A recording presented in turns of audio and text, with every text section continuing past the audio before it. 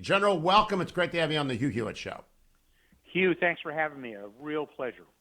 General, I want to start by asking you, is there any tie between our Ukraine policy? We're buying Russian oil. I don't understand it. And the fact that we need Russia at the table in Vienna, or they think we need them to do the appeasement deal with Iran, is that what's driving their reluctance to cut off Russian oil?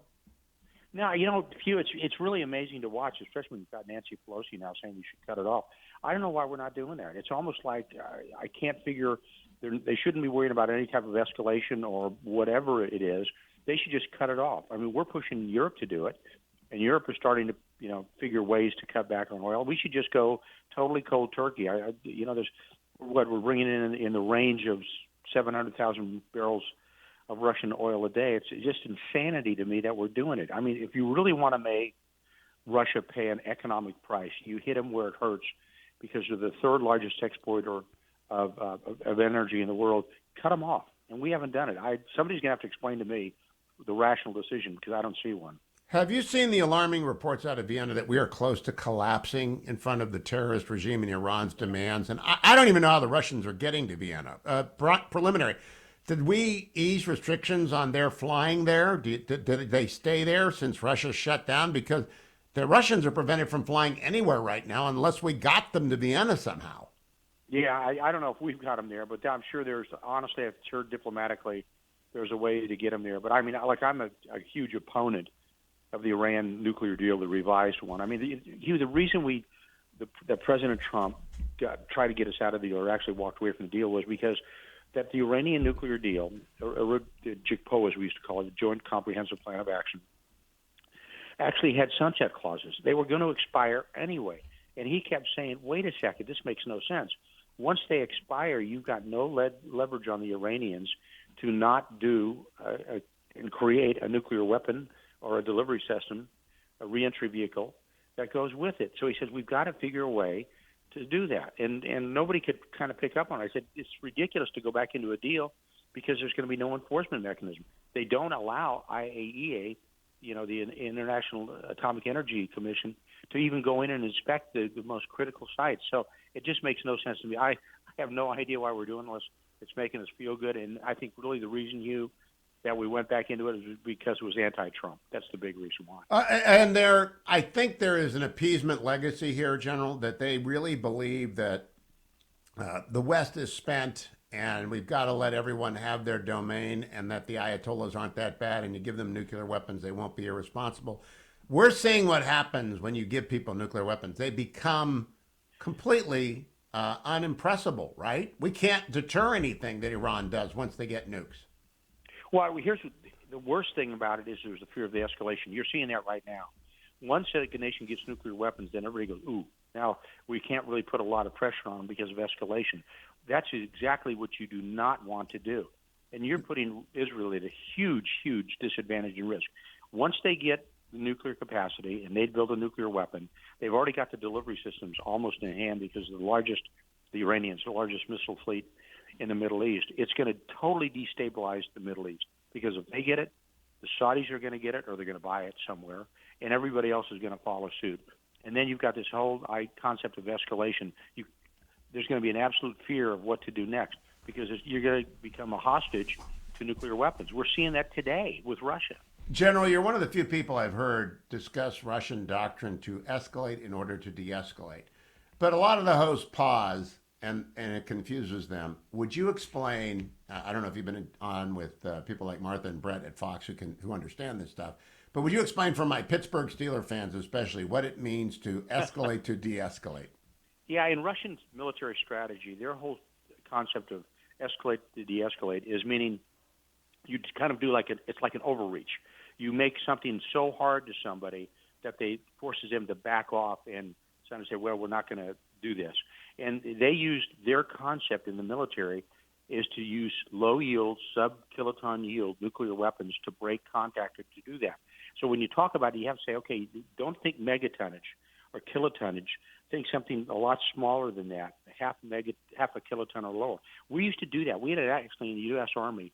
We had a system that was in the 60s called the Davy Crockett, which was a very small, low-yield tactical nuclear weapon. Now, don't get me wrong. I don't think there's anything tactical about a nuclear weapon.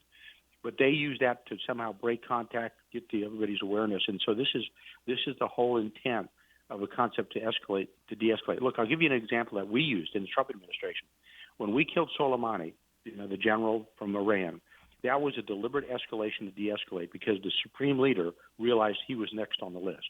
And he said, ooh, we're not going to do this. And they immediately backed off on all the attacks that were happening in Iraq and elsewhere. Except they did fire the ballistic missiles at al-Assad, right? Right.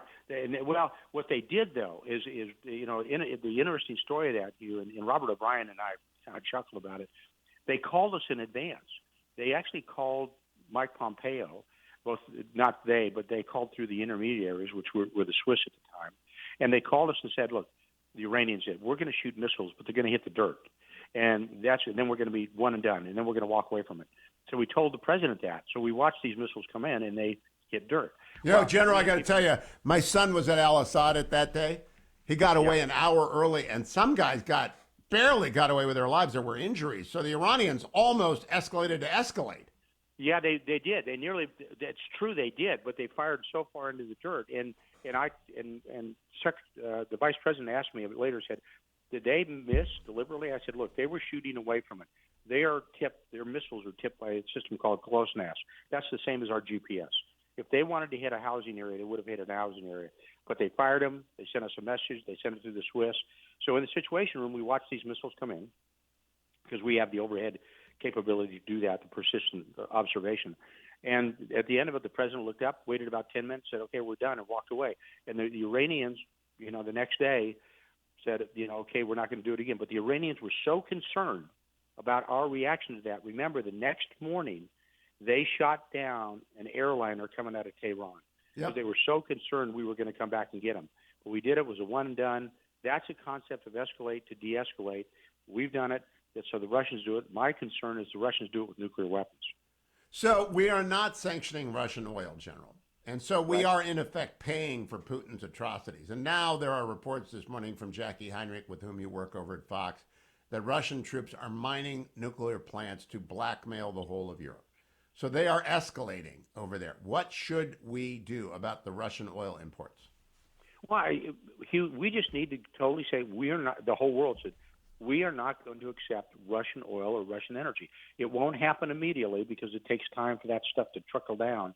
But I think we need to do that. We need to just shut it down. Putin, now I will tell you, Putin's a hard case. I mean, the guy, when he said he was going to go into Ukraine, we should have immediately started upgunning Ukraine because we knew he was going to go. He doesn't bluff. And this is hitting him in the energy sector is going to be critical. It's going to take a time to do it, but the whole world needs to stand united. But it's really hard for the rest of the world, let's say the Germans or the French. The French really don't matter because they're primarily nuclear power. But they look at us and they go, okay, you keep talking big about this, but you keep accepting Russian oil. It makes no sense to us. And then the latest I've heard is that, oh, well, if we cut back on that, we're going to buy Iranian oil. I mean, this is insanity. We don't need to do that. General, what is the end game here? How do we get this to stop? Obviously, we can collapse the Russian regime, or maybe elements within the Russian government take out Putin, as Lindsey Graham suggested last night. I'm not endorsing. It's against the law, actually, to encourage assassination of anyone, international leaders. I don't know what Lindsey was thinking. But what is the off-ramp, as they say, for Putin? Is there one? Yeah, that's a great question. Well, I think we're heading into the second act of a Greek tragedy. And this is maybe where we can look for an off-ramp is you're going to see fighting in cities. You're going to see tremendous casualties in civilian populations. Kiev's a 3 million population of the city. You're going to try to see an attempted decapitation of a government. Well, that means basically changing the government out. And when that happens, I think the world is going to wake up and go, ooh, this is really bad. We need to maybe take some type of measures to protect at least the western part of Ukraine. I did the same thing years ago when I went into Sarajevo, when I was sent in by, at that time, the commander-in-chief of European Command. I took a special ops team in to evaluate what was happening and met up with General Morion, the commander of the UN Protection Force. Came back out of there and said, hey, look, we're going to go into Bosnia as the U.S. And then everybody said, no, it will never happen. It did, because I said the world will not accept a European city, a modern European city, being destroyed by artillery, hundreds of casualties of children, women, destruction of beautiful buildings. They're finally going to say enough is enough. And then what you might see, now this is the answer, is what you might see, even though it's not, talked about maybe in a not such a good idea, is looking at the western part of Ukraine and put a no-fly zone over the western part of Ukraine, say you are not going to advance any further than this, and draw the line and say, okay, where do you want to take this to? That's where we go back into this nuclear escalation or de-escalation of what does he really want to do? Because right now, Hugh, he's committed over 90% of his forces into the eastern part of Ukraine. He doesn't have as we say, he doesn't have the legs to get to the western part of Ukraine right now until he finishes with the eastern part.